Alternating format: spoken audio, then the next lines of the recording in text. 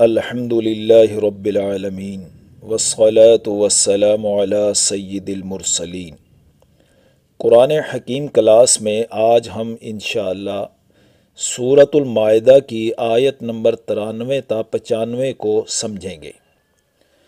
گزشتہ نشست کی گفتگو کا خلاصہ یہ تھا کہ اللہ کی حلال کردہ شے کو حرام مت ٹھہراؤ اور حرام کردہ شے سے بھی مکمل اجتناب کرو۔ جس طرح اللہ کی حرام کردہ شے میں مبتلا ہو جانا اللہ کی حدود سے تجاوز کرنا ہے، اسی طرح اللہ کی حلال کردہ شے کو حرام ٹھہرا لینا بھی اللہ کی حدود سے تجاوز کرنا شمار ہوگا۔ اگر کسی شخص نے کسی ایسے کام کو نہ کرنے کی قسم اٹھا لی ہے جس کو شریعت نے کرنے کا حکم دیا ہے، تو اس کو چاہیے قسم توڑ دے اور کفارہ ادا کرے اور اس کام کو کرنے لگ جائے۔ پھر حرام کردہ اشیاء میں سے 4 چیزوں کا تذکرہ بھی کیا گیا تھا: شراب، جوا، بت اور پانسے۔ پھر ان کے حرام کرنے کی وجہ بھی بیان کی گئی تھی کہ شیطان شراب اور جوئے کے ذریعے انسانوں کے مابین دشمنی اور بغض پیدا کرتا ہے اور اللہ کی یاد اور نماز سے روک لیتا ہے۔ پھر گزشتہ نشست کی آیت نمبر 92 میں پوری گفتگو کا نچوڑ بیان ہوا تھا کہ تم ہر معاملے میں اللہ اور رسول کی اطاعت کرو اور ان کی نافرمانی سے بچتے رہو، اور اگر تم اس سے انحراف کرو گے، خلاف ورزی کرو گے، تو ہمارے رسول کی ذمہ داری تو احکام کو صاف صاف پہنچا دینا ہے، اور انہوں نے پہنچا دیے۔ اب آیت نمبر 93 میں ہمیں اسی عنوان کے حوالے سے یہ رہنمائی حاصل ہوگی کہ اگر کسی شے کا اللہ کی طرف سے قطعی حکم آنے سے پہلے کسی نے ان اشیاء کا استعمال کر لیا تھا، جیسے شراب، جوا وغیرہ، اور استعمال کرتے ہوئے وہ دنیا سے چلے گئے، پھر ان کی موت کے بعد ان اشیاء کو حرام قرار دیا گیا، تو ان کا کیا انجام ہوگا، اس بارے میں واضح حکم بیان ہوگا۔ اور دوسری اہم رہنمائی یہ حاصل ہوگی کہ اللہ کی نافرمانی سے بچنے کی اور فرما برداری کی روش کو کیسے اختیار کیا جائے اور اس روش میں ترقی کیسے حاصل کی جائے۔ تو دیکھیے آیت کی طرف، لَيْسَ عَلَى الَّذِينَ آمَنُوا وَعَمِلُوا الصَّالِحَاتِ جُنَاحٌ فِيمَا طَعِمُوا۔ جو لوگ ایمان لائے اور نیک عمل کیے، ان پر کوئی گناہ نہیں جو کچھ وہ پہلے کھا چکے۔ یعنی حرمت نازل ہونے سے پہلے اگر شراب پی لی یا جوئے کا مال کھا لیا تو اس کا ان پر کوئی گناہ نہیں، کیونکہ ان کا ایمان لانا اور عمل صالح کو اختیار کرنا اس بات کی دلیل ہے کہ اگر شراب اور جوا ان کی زندگی میں حرام کر دیا جاتا تو وہ ضرور اس سے باز آ جاتے۔ آگے فرمایا اذا متقوا وآمنوا وعملوا الصالحات، جبکہ انہوں نے تقوی اختیار کیا اور ایمان لائے اور نیک عمل کیے۔ تو یہ ہے وہ اللہ اور رسول کی اطاعت کرنے اور ان دونوں کی نافرمانی سے بچنے کا یہ پہلا قدم کہ تقوی اختیار کریں، یعنی یہ طے کر لیں کہ میں نے اللہ کی نافرمانی سے بچنا ہے، اللہ پر صدق کے دل سے ایمان لائیں اور نیک اعمال کی روش پر چل پڑیں۔ پھر اس سے آگے فرمایا ثم اتقوا وآمنوا، پھر تقوی اختیار کیا اور ایمان لائے۔ یہ اس سے اگلا قدم ہے کہ جب اللہ کی نافرمانی سے بچنے لگے اور فرما برداری کی روش پر کو قائم رکھا تو شرع صدر ہونے لگتا ہے، اللہ کے احکام کے کنسپٹ کلیئر ہونے لگتے ہیں، حکمتیں بھی سمجھ میں آنے لگتی ہیں، اللہ پر ایمان و یقین کی کیفیات میں اضافہ ہونے لگتا ہے۔ پھر آگے فرمایا ثم اتقوا واحسنوا، پھر انہوں نے اور تقوی اختیار کیا اور انہوں نے اپنے اعمال پوری عمدگی سے ادا کیے۔ یہ تیسرا اور بلند ترین قدم ہے کہ تقوی کی روش کو برقرار رکھا تو احسان کے درجے پر پہنچ گئے، اب تمام احکام خداوندی کو پورے حسن اور عمدگی سے بجا لاتے ہیں۔ پھر فرمایا واللہ یحب المحسنین، اور اللہ محسنین سے محبت کرتا ہے۔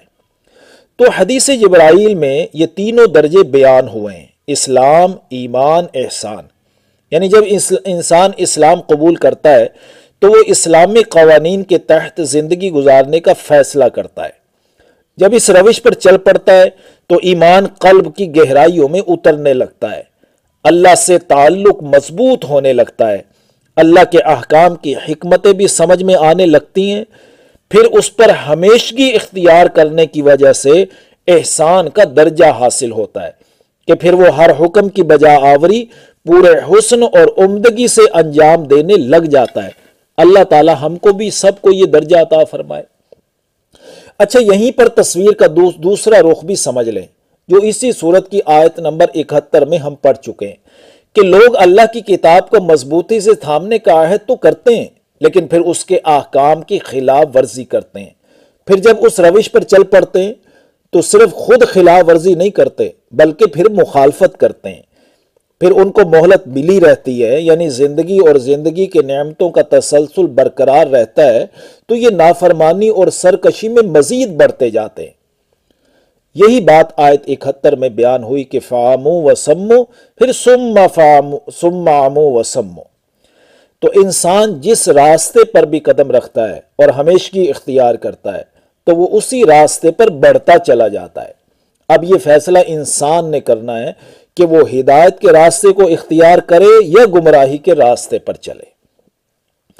اب اگلی آیات میں حالت احرام اور حدود حرم میں شکار کرنے کی ممانعت کا بیان ہونے جا رہا ہے، اور اس ممانعت سے اہل ایمان کی آزمائش مقصود ہے کہ کون اللہ کی نافرمانی سے بچتا ہے اور کون نفسانی خواہشات کی پیروی کرتا ہے۔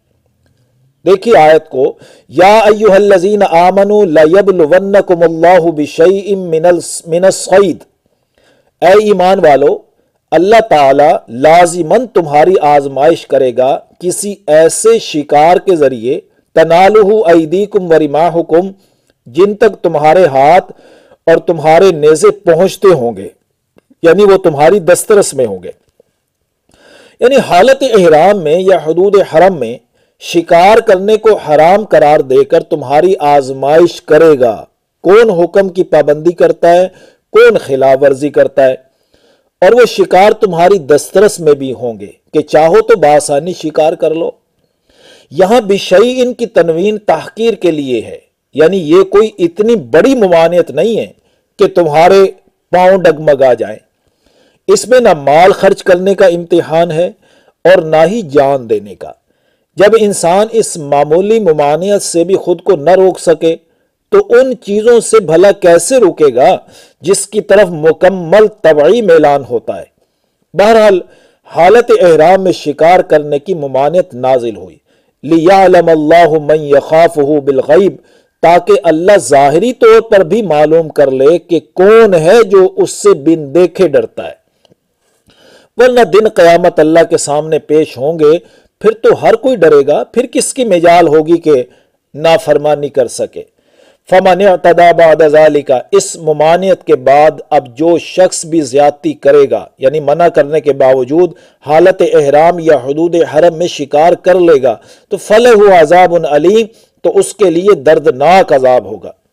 اہل عرب جس طرح شراب اور جوئے کے عادی تھے نا، اسی طرح شکار کے بھی عادی تھے، تو شراب اور جوا تو ہمیشہ کے لیے ہر حالت میں قطعی حرام قرار دیا، اور شکار حالت احرام اور حدود حرم میں حرام کر دیا گیا۔ اب آگے شکار کی ممانعت کا حکم سنیے، یا ایھا الذین آمنوا لا تقتلوا الصید وانتم حرم، اے اہل ایمان، حالت احرام میں کسی شکار کو قتل مت کرو۔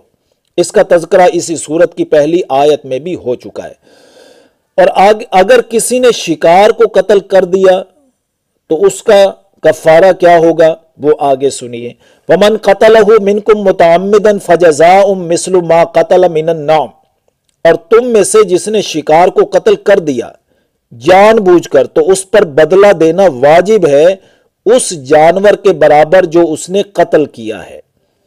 یعنی حالت احرام میں جس جانور کو قتل کیا ہے اس جانور کی قیمت کا کوئی جانور خرید لے، یا اس کی قیمت کے برابر غلہ بطور کفارہ مساکین کو دے دے، یا اس غلہ کے برابر روزے رکھ لیے جائیں۔